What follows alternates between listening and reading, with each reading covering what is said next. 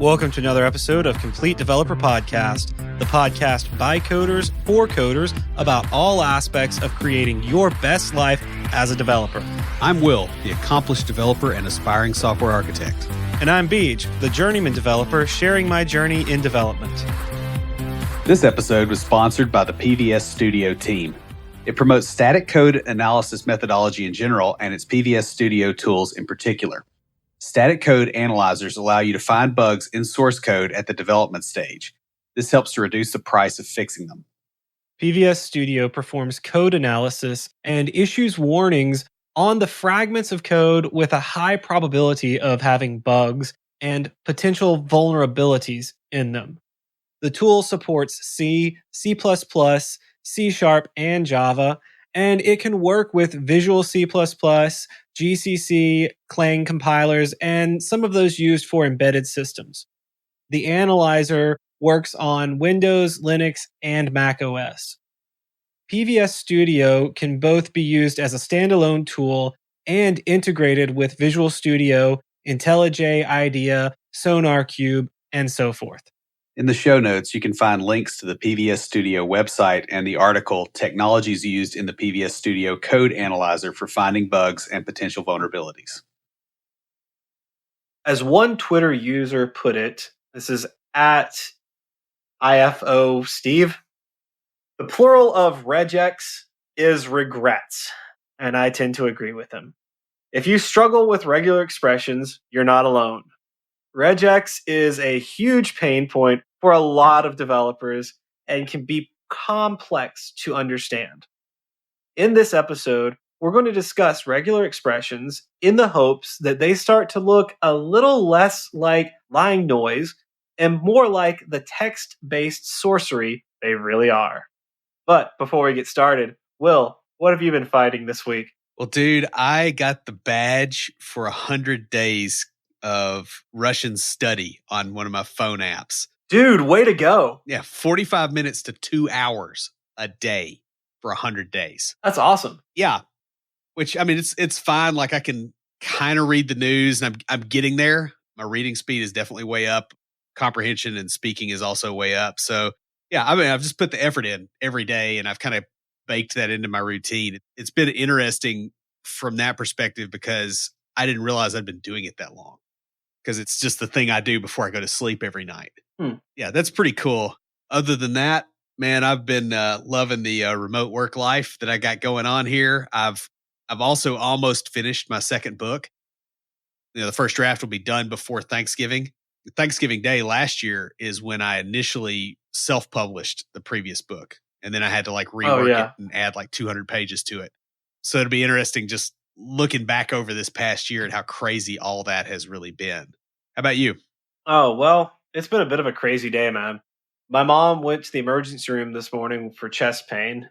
They said it was nothing serious, but it's still it was a stressful day. I was in the office, and so I had plans all day. I tried to get all of that consolidated into like an hour right after she called me to say she was on her way to the emergency room.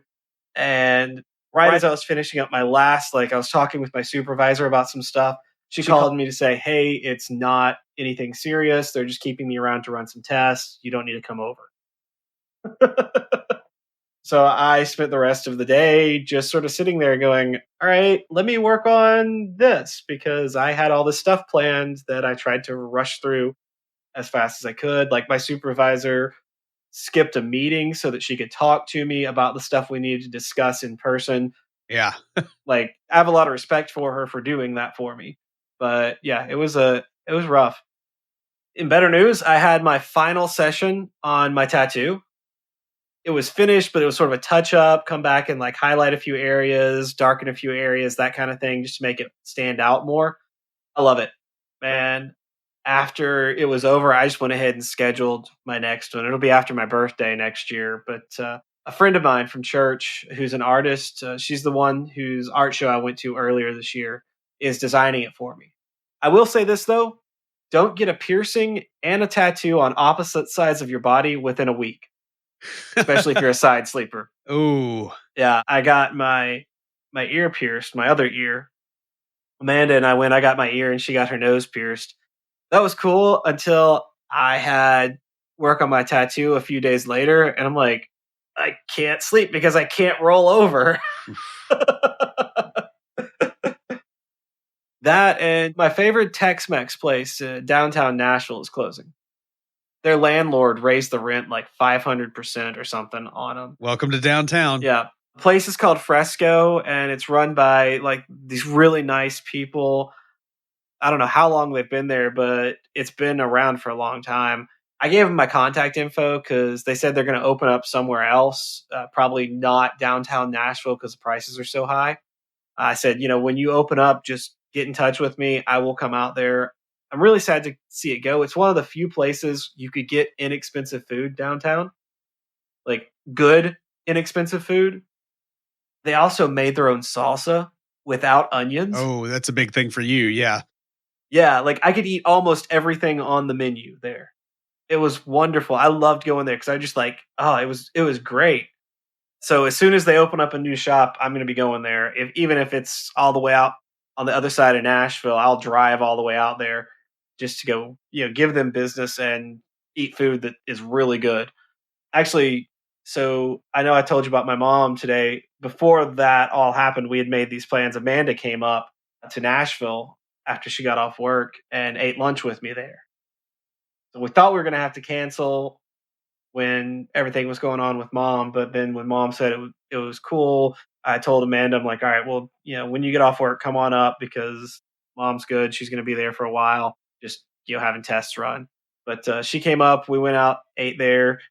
What was really funny is I had told them when I went in the last time and they said they were closing down. I had said, oh, hey, I need to bring my girlfriend up because she likes Mexican, and she's going to love this place. And like, I've been wanting to bring her, but timing didn't work out to where we were able to get to Nashville. And so it's like, I've got to bring her before you guys close. So I walked in with her and they're like, you brought her. Like they remembered me and like, it was great. Nice. Yeah, they're really good people. I really like that place. So I'm hoping that they can find a good location and be very successful with that new one. Let's go ahead and move on into book club.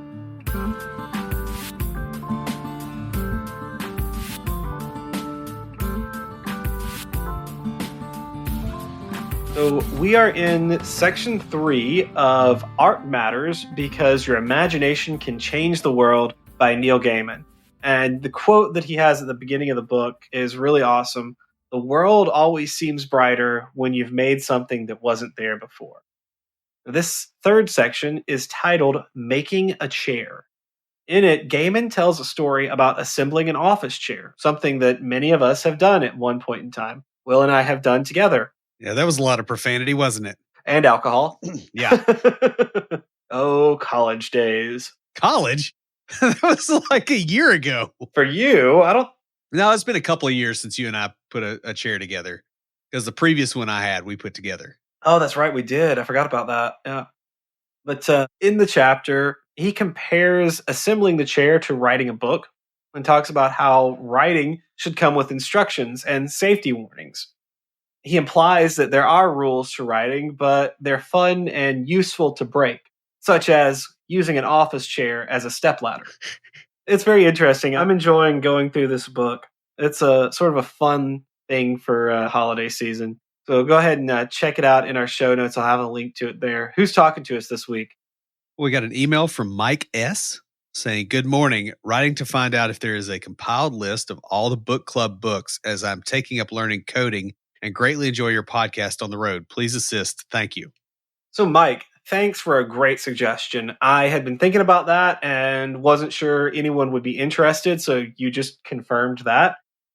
We don't have a place as of yet for all the books in book club. I will look into something over the holidays when I have some downtime between semesters of school. For now, you can read each one in the episode show notes on the website, www.completedeveloperpodcast.com. And send us an email with your contact information to waterbottle@completedeveloperpodcast.com because we've got a Complete Developer water bottle just for you. Guys, if you'd like your very own Complete Developer water bottle, leave us a review in iTunes or comment on the website or any of our social media. We post all our episodes to Facebook, Twitter, and LinkedIn. We're also on Instagram and Tumblr. You can join the conversation anytime via Slack by going to slack.completedevelopernetwork.com. So we'll start out with a definition. Per Wikipedia, a regular expression, otherwise known as a regex or regexp, which I never use that term and I don't know anybody that does, but according to Wikipedia, somebody does, is a sequence of characters that define a search pattern. Usually these patterns are used by string searching algorithms for find or find and replace operations on a sequence of text or for input validation. This technique was developed in theoretical computer science and formal language theory. Regular expressions are used in search engines, search and replace dialogs with word processors, and text editors. They are also used in text processing programs like SED and awk, and in lexical analysis. Most programming languages provide some means of working with regular expressions, either in core language itself or in libraries. Another place that I have seen regex that you don't have listed here is in some Angular Yes. apps doing input validation. Yeah, input validation and routing and a bunch of stuff. We've done a lot with input validation for like, all right, validate that this meets An email address with the one that's like a yard long. Yeah. That ridiculous one that everybody Yep. copies and pastes. This one guy wrote it and it worked and we didn't touch it again. Yeah, and we'll get into this here in a little bit. One thing about regex that a lot of people really have heartburn about is how complex it is and how hard it is to change a regular expression. It's basically a write once language for most people. And so, that's why we kind of wanted to cover what's going on under the hood a little bit, maybe to peel that back and make it a little bit easier. So we'll start out with a bit of history, for where this comes from, because it will explain a lot of things that are going on here, because you understand that this is like early computer science stuff that has just been pulled forward.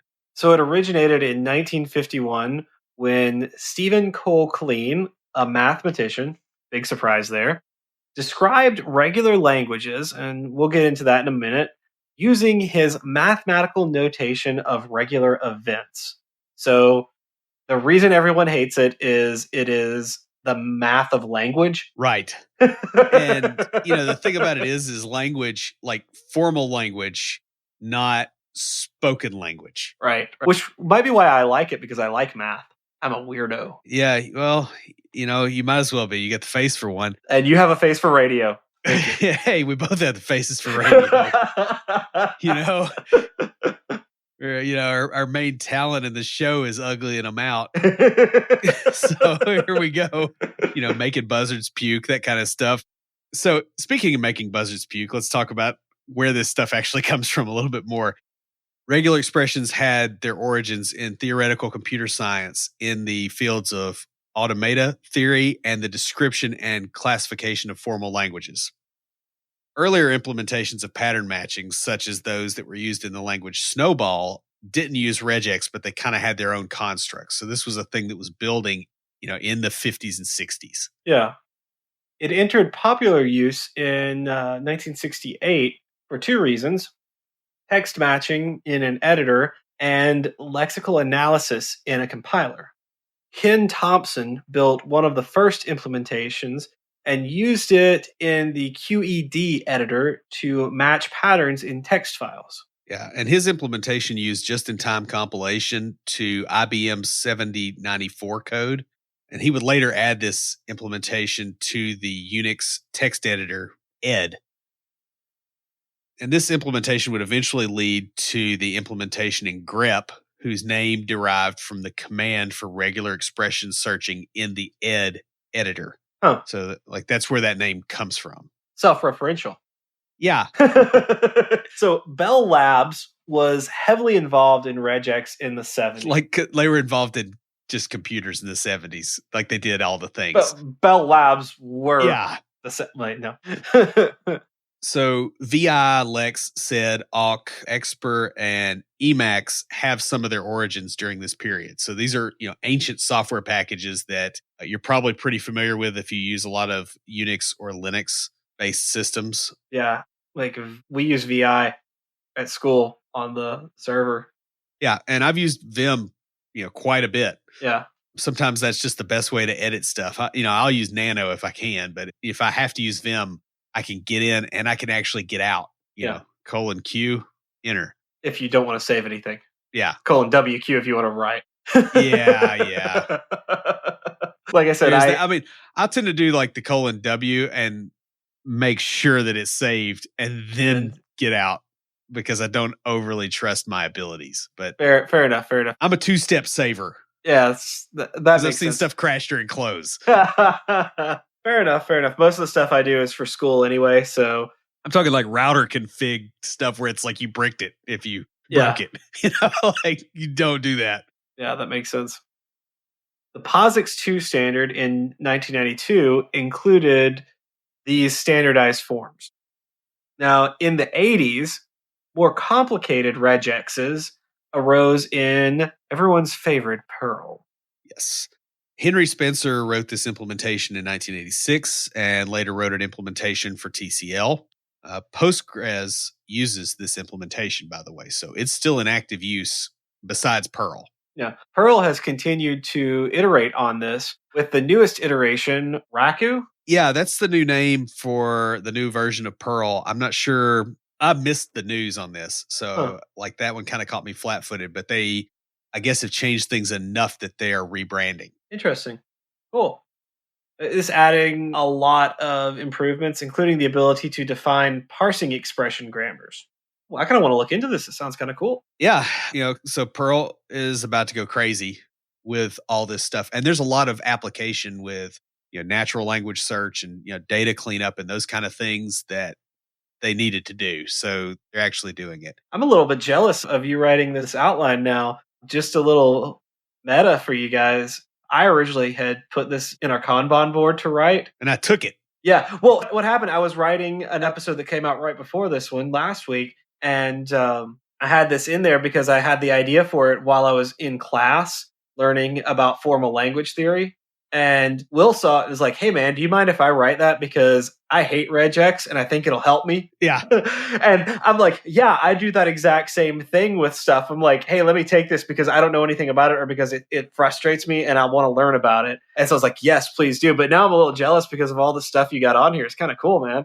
Yeah. So regex also started appearing in a lot of other places, especially in the 80s and following decades.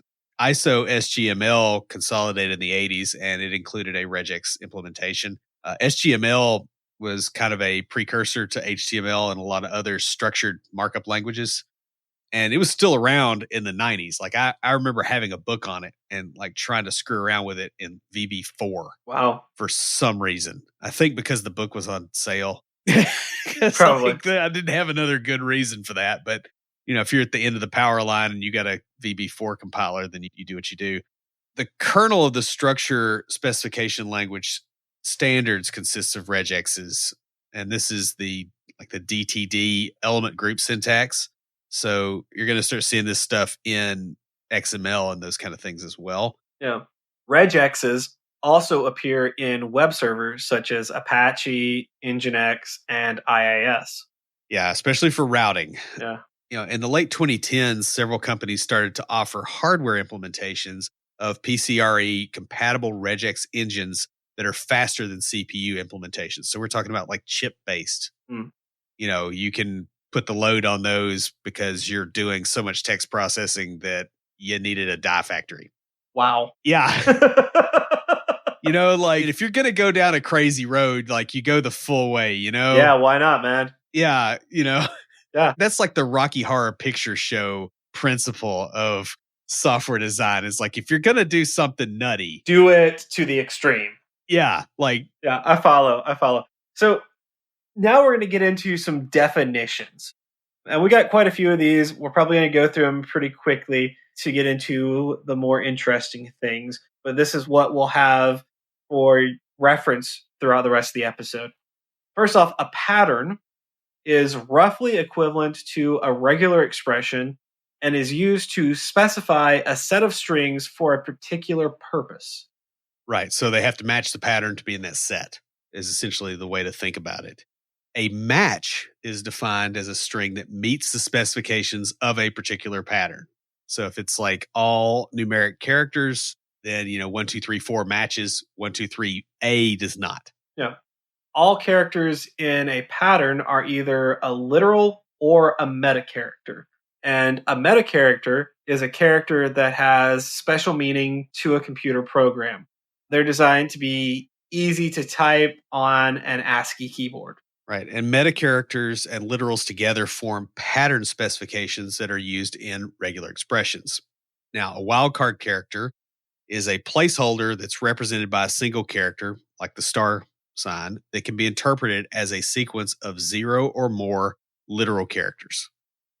Now, real quick, we'll also talk about globbing. Globbing is used with file name searches to specify sets of similar file names. For instance, txt star will match txt1 and txt2, and also it'll match txt. Yeah. A token is a character or group of characters used in a pattern. In the previous example, txt might be considered a token.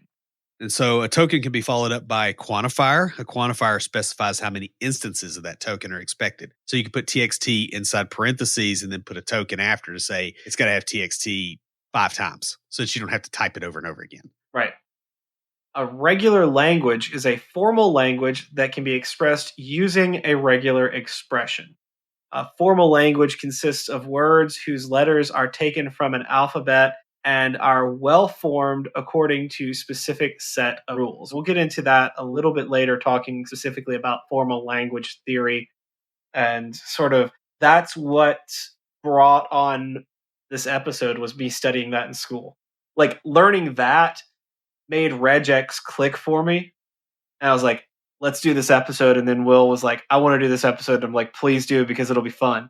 Yeah. And I mean, I had this stuff in school too, but I think I hadn't slammed into regular expressions enough before I was exposed to this material for it to help. Yeah, it kind of depends on the order. So, like for me, I had been using regex for a while in the workplace because you have to. And so when I got the theory behind it, suddenly the stuff that it's just like, well, this is just how it works, went from all right, you just accept this is how it works to oh, that's why it works that way. I get it now. Right. Yeah. So a set is closed under an operation if performance of that operation always produces a member of that set. For instance, positive integers are closed under addition, but they're not closed under subtraction because you could subtract a positive integer from another positive integer and you get something that's not in the set of positive integers. Right. Groups are sections of regular expression enclosed in parentheses. They can be named or referred to by position. Parentheses create numbered capturing groups, and these can be used to extract part of a match. Yeah, so let's get into the basics here a little bit, just as far as like how regex syntax works. A pipe character, which is like the vertical bar, is used to separate alternatives. So it could be A, pipe B would be A or B. Yeah. As an option. Parentheses are used to define the scope and precedence of operators, just like in regular math, because that's where this comes from. Parentheses may be omitted if the order of operations is clear, just like regular math, because that's where this comes from. A quantifier, after a token, specifies how often that element is allowed to occur. Common examples are the question mark indicates 0 or 1 occurrence of the preceding element. So, it's like a question mark. Is there a or not an A? But there can either be 0 or 1. Really, it would be a B question mark because then it's to be or not to I was be. trying to actually avoid that, but thank you. Yeah, I just figured I'd just go right on in there. So the asterisk determines, indicates 0 or more occurrences of an element. Yeah. A plus sign indicates 1 or more occurrences. So you have to have at least 1, but you could have 9,000 or just 1. Right. It's characters in Highlander. Yeah.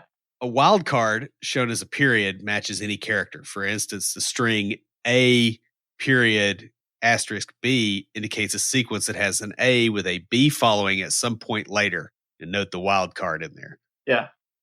You can combine these constructs to build much more complex regular expressions in a manner similar to the way that you can build up complex arithmetic formula from simple arithmetic operators. So it's the same kind of principle. No. Now we're going to kind of get into matching and qualifiers.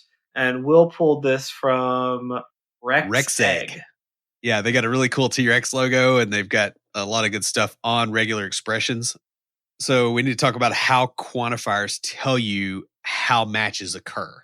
So if you recall from earlier, you add a quantifier after a symbol to indicate how many of the characters, sub-expression, or token to the left are required for a match. If you have a sequence of characters followed by a quantifier, the quantifier only applies to the last character unless you've grouped the characters. Yeah. Right. So it's whatever the previous symbol was. It's kind of like an exponent. Yeah. If you have like a times b times c squared without parentheses, then it's a times b times c squared. Yeah. But if you have a parentheses around a times b times c, it's that squared. Right. And it actually, gets expressed kind of the same way in algebra too. So that's if you kind of know the basics, if you know PEMDAS, it kind of makes sense. Right, which that's not a type of DOS. That's a mnemonic for how algebra works. I hate being in a field with so many abbreviations. It really starts getting painful after a while, especially when you get to the edge. Oh, yeah, that's fair. That's fair. So what makes quantifiers complicated is how many different things in a string might match the expression that you give the engine. So, for instance, what happens if there's a wildcard in there and there are multiple places in the remainder of the string that match what follows the wildcard? So I'm trying to think of a good example, text-wise. Like if you've got A star B, well, you could have AB that matches, but you could also have A, B, C, BB, and you have multiple places where the AB pattern gets matched. So how do you determine which one to grab? So when you start getting quantifiers and wildcards in there, this gets weird, or it's difficult to think about. What helped me was learning this from the other direction, the more restricted finite state machines. Yeah. And then going up through the Chomsky hierarchy to Turing machines. Right. And that totally makes sense. It's just, it kind of depends on where you're coming from. I'm looking at this, I'm like, okay, I see where we are here. And I'm like, what helped me was learning like the very, very simple, like you only have a language of like a few characters and a few qualifiers and stuff, and then working up to add complexity to it. Right. And then as you get into the more complex, what is regex, it's like, oh, that makes sense why they have that there, because they need it, because if it was put into a machine like this or an automata, then it would be that way. Right. So we need to talk about how matches occur. Yeah. Particular with quantifiers. So a greedy quantifier causes the algorithm to take the longest possible string that still matches the expression. And this is the default. The plus and period quantifiers are examples of this. Right. Now, docile quantifiers cause the naturally greedy algorithm to give back matching characters if taking them causes a match to fail later on. Right. So, the period star quantifier is an example of this. It starts with a greedy match. That's the period. And then backtracks and gives up the matched characters if the following quantifier isn't met, or if the following part of the match doesn't occur. Lazy quantifiers cause the algorithm to return to the shortest possible match. Right. And star question is an example of this. It tells the algorithm to match 0 or more characters, but return the shortest successful match out of that. Helpful quantifiers cause the algorithm to start by matching a few tokens as the quantifier allows, and then expanding as needed. Right. So A asterisk B is a good example of this. The asterisk will cause it to start out by matching 0 characters, then expand if that's the only way to get a match. Yeah. So it's still as short as possible, but it's willing to expand versus not willing to expand. So finally, there's possessive. A++ period is an example of this. The plus signs cause the algorithm to greedily match all the characters in the string, but when it hits the period at the end, there are no characters left to process, causing it not to match. So it doesn't ever give those up once it's got them. So now we're going to talk about replacement. And Will pulled this from regularexpressions.info. Right. Regexes can also handle character replacements. Replacements happen when a match occurs. They can replace the match text itself or the text before or after it. The match triggers this event, but it's not necessarily a replacement of the match, if that makes sense. So you find a sequence of characters and you go, hey, I want to replace it. I want to replace whatever the 5 characters were before it, or find some other group before it. It's kind of an eventing mechanism, not a execution mechanism, if that makes sense. Yeah, So like the match triggers that. Yeah, this can be anything from simple literals to named back references within the expression. Yeah. You could also do transformations of the text, for instance, finding a pattern and then converting it to something else like uppercase. Right. So let's talk a little bit about how regex replacement works. Now, it is dependent on the system, and that's a topic of its own. There's a lot of examples on that regularexpressions.info site, especially talking about, replacing back references and those kind of things. But generally, what you're going to do is you're either going to replace something with a literal or with a captured group from the string itself. So you just go, hey, every time you see this, replace it with this raw text, or go find this other thing once you found this and pull that in there. Mm-hmm. Captured groups can be referenced by position, by leading with a backslash, and following with an offset, or referenced by name. So you can do either approach. Most people that I've seen write regexes don't name them. They just do it by position because it's like, hey, this code's not maintainable anyway. Like you're going to have to get in there and really work at it to be able to maintain the regex. And so most people just don't go to the extra effort to make that very maintainable because it's not by default anyway. Yeah. So now we're going to discuss a category that Will titled Unicode Purgatory. Yeah. So if you remember from our text processing discussion, Unicode makes all the things harder. Yes. In theory, any token set can be matched by regular expressions as long as it's predefined. Many modern engines do have some support for Unicode because it turns out we kind of need it because there's more than English on this planet. But this can be really tricky as some libraries have expectations that you're going to give it stuff in UTF-8. Some think that it's going to be UTF-16 or UTF-32. And you don't really know until you actually start reading documents, which we as developers do not do. So that will be unpleasant. A lot of them also only support the basic multilingual plane. So it's, in other words, 16 bits. Few of them can handle the full range of what Unicode can do. So you may get in there and go, oh, it runs into some character it doesn't know what to do with because it's not built for it. What happens? You also run into some interesting issues when extending ASCII-oriented constructs to Unicode, especially once you start trying to cross Unicode blocks. Yeah, and we could have an extended discussion on this, but we have a limited amount of time. Just know that this is a spot that's going to hurt if you have to do it, and go ahead and figure out how you're going to approach it if you think this is going to be a problem. Yeah. Because Unicode's just a whole nother animal. So now we'll get to Beej's favorite thing, which is formal language theory. I don't know if that's my favorite. No, like you smile, dude. It's like if I say ice cream to a kid, the kid smiles. If I say formal language theory to you, you smile. Fair enough. I do have a quiz on it tomorrow morning, so. Oh, so it's that kind of smile. Yeah. Okay. You looked happy. I just, actually, now I think about it, it was more like a possum eating a peach seed. It was just kind of maybe not so much happy as just like, I got to do this. Yeah. Okay. Yeah. That's fair. But it's all on you. Yeah. So before we get into this, I mentioned something earlier, and I want to bring this up.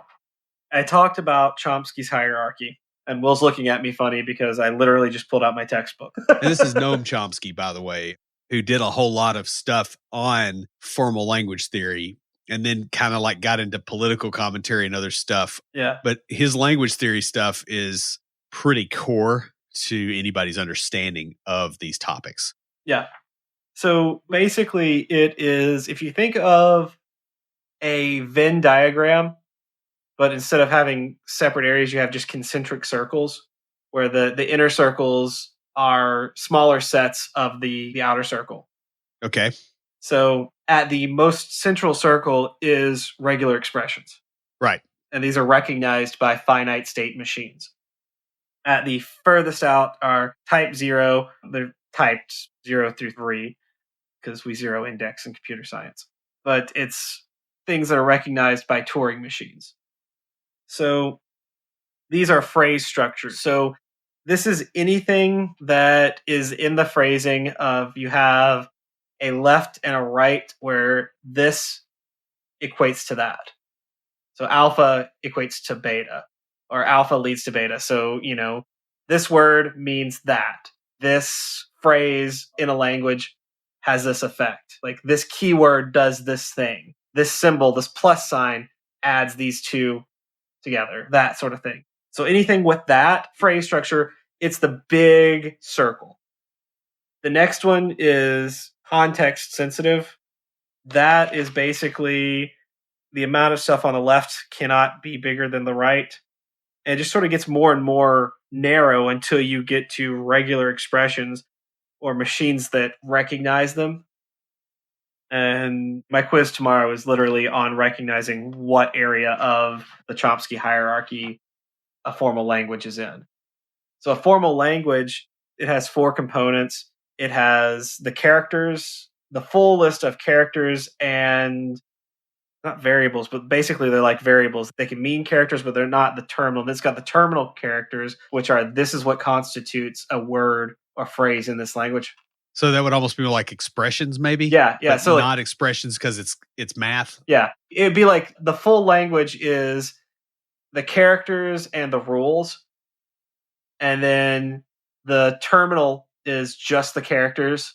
They're allowed in the expression, and then the product is like all the rules put together for that language. So like you have a start point, and then like you can create loops, you can do all sorts of stuff in there, and then the final is what is called the language, is the set of words that are possible in that language. So you could have it to where there's only like one word in that language, or you could have it to where So whatever Groot speaks. Yeah, right. Well, he's got 3 words. 3 words. Yeah, but you could have that. But that's kind of the very basics of formal language theory. So getting to how that relates to regular expressions. Regular expressions consist of constants, which denote sets of strings, and operator symbols, which denote operations over those sets. The standard definition is given a finite alphabet, sigma, the following constants are defined as regular expressions. The empty set, theta, is defined as the set having no elements. An empty string, epsilon, is the set containing only the empty string, which is different than an empty set. Right. Because it has something in it. It's something that doesn't have anything in it. No. So an empty set is saying this array equals null. This trailer doesn't have any boxes in it. Yeah. But if it's the one that's the empty string, it's got an empty box in the trailer. Right. Yeah. And only an empty box. Yeah. A literal such as A in sigma, which sigma is the finite alphabet, denotes the set that contains only the character A. So back to what I was saying, that would be your terminal alphabet there. So like if A is the only thing you can end with, then you may have like start, A, and intermediate. So you start with start, and start says like start leads to A intermediate, and intermediate leads to either A intermediate or intermediate leads to A. So what you would basically have is A and then as many A's as you want after that. Right. Because then it fits the set. Yeah. So given 2 regular expressions, R and S, the following operations over them are defined to produce regular expressions. So concatenation, RS, denotes a set of strings that can be defined by concatenating a string in the set R, with a string in the set S. Alternation, R pipe S, denotes the set union of sets described by R and S.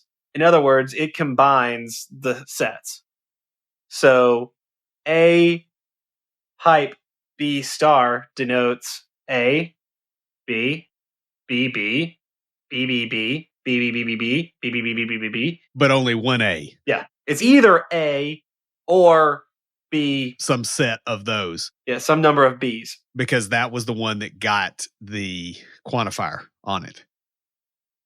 And the clean star, and that's not Mr. Clean, that's the clean we were talking about earlier. R star denotes the smallest superset of the set described by R that contains epsilon, which is the empty string, and is closed under string concatenation. In other words, every member of the set of strings that could be produced by concatenation is already in the set. Yeah. So, like, you could, in your language, which is the set of words that are possible within that formal language grammar, you could have that epsilon, that empty string. So there's nothing there. And I'm not going to confuse you guys by telling you what we use in class because we're using set theory connotation and not this. So it's a little bit different, but we need to do an episode on set theory. Yeah. Yeah. At some point. I put one in the Kanban already. Okay. We're going to at some point. It's really cool. But that could be part of the language. The language could be nothing, could be empty string. So if you have something like what we talked about earlier, A pipe B star, A or B star, it could be A or it could be 0 or any number of Bs. That 0 Bs would be empty string. Right. So I guess now it's time to talk about expression compactness, because one nice thing about regex is that they are very, very compact.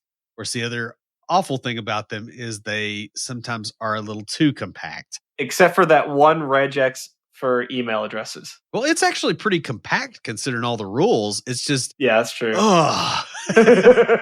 Every developer I know has a file that has that in it somewhere that they just go copy. Yeah. It's one of those things, someone figured it out, and if they ever change the rules for email... Yeah, we're just all dead. Yeah.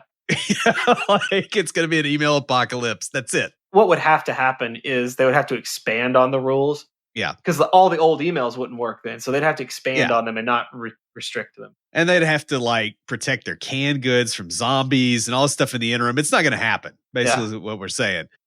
So, wildcards, turns out, can be defined in other ways.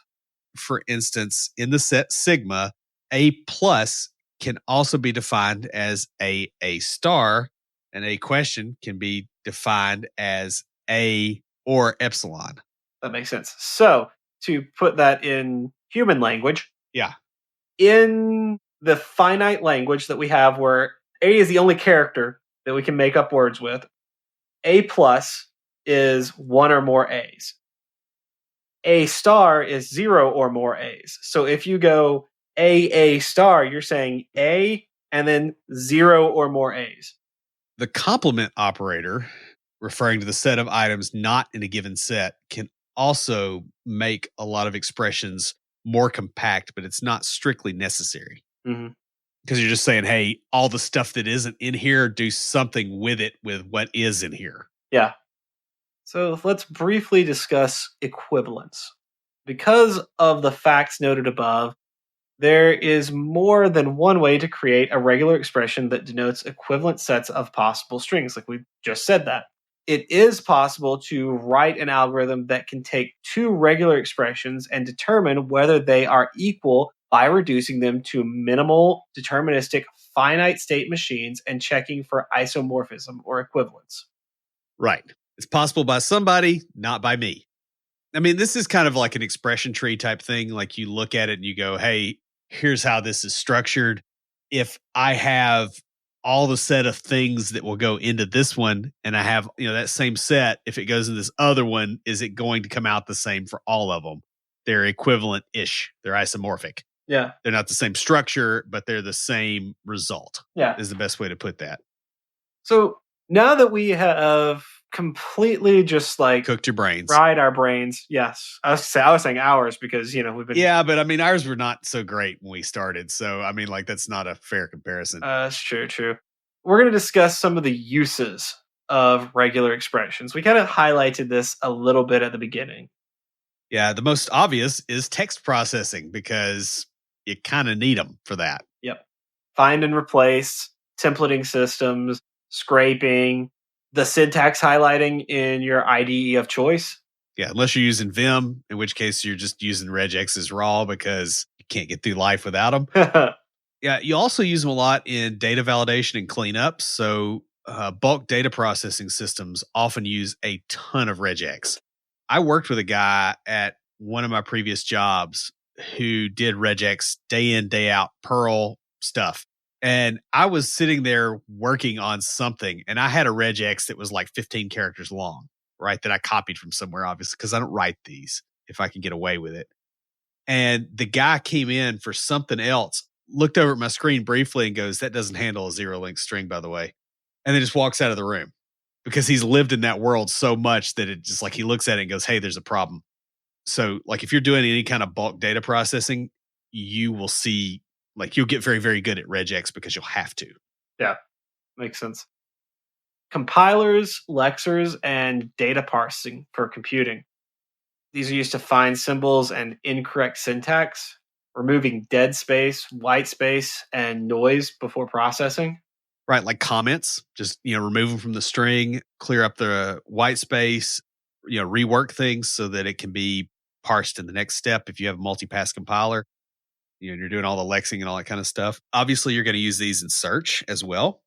This includes Google algorithms, database text search. If you're doing Elasticsearch, any of those kind of things, a lot of your document databases for processing JSON, they're going to make use of it as well. You're going to see a lot of that.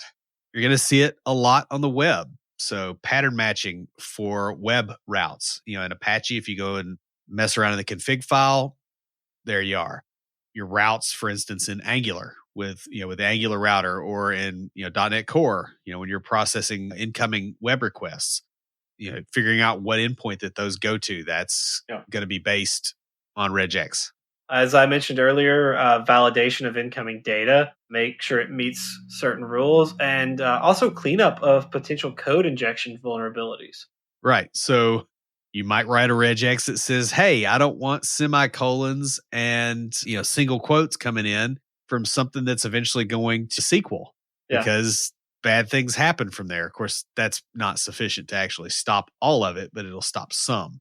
They also have a potential use in genetics and other things that can be tokenized. Yeah, so I found some stuff, because if you think about it, in a genetic code, you have a grammar. Yeah. Essentially, you've only got, 4 base pairs, and there's a limited set of things you could do. So it's potentially reasonable that somebody could use something very similar to regex to go, "Hey, here's a sequence that's problematic, or here's a sequence that produces a malformed protein." Well, yeah, I mean, you could write a finite state machine recognizer where you have sequence DNA that runs through that sequence and looks for a specific pattern. Right. And the interesting thing is, because the way that DNA works, it has a bunch of randomness, but then it's got like turn on and turn off sequences.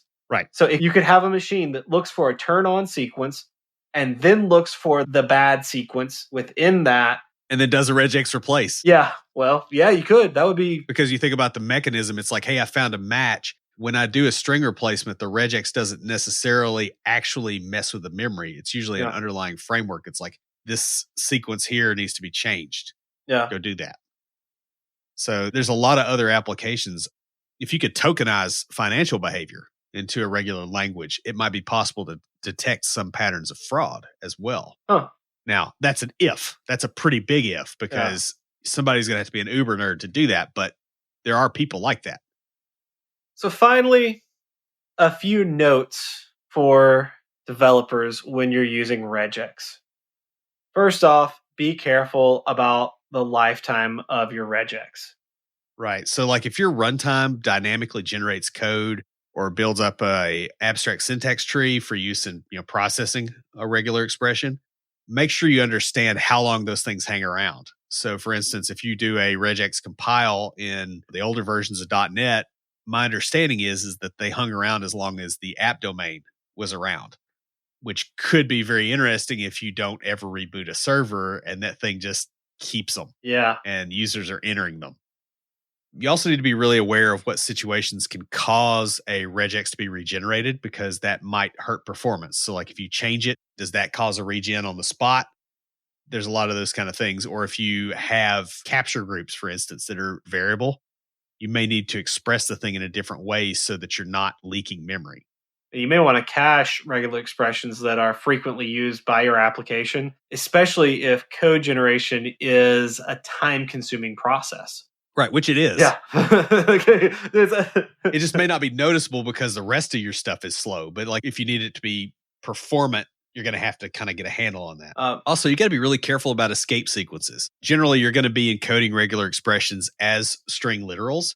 And if these are in code, make sure that you are specifying the regular expression that you think you're specifying and not something that is messed up by your choice of escape sequences. So for instance, backslashes, C#, they don't necessarily mean a backslash till you get two of them. Yeah. They mean, hey, this is the next character, do something with it. So it's /T, that's a tab. So you got to be aware of that impact. And it makes the regexes a lot uglier when you have escape sequences in them. So you might be better off specifying them in a way that doesn't require dealing with escape sequences at all, especially if you have to modify them at some point in the future, or you have somebody that doesn't use your language having to modify them.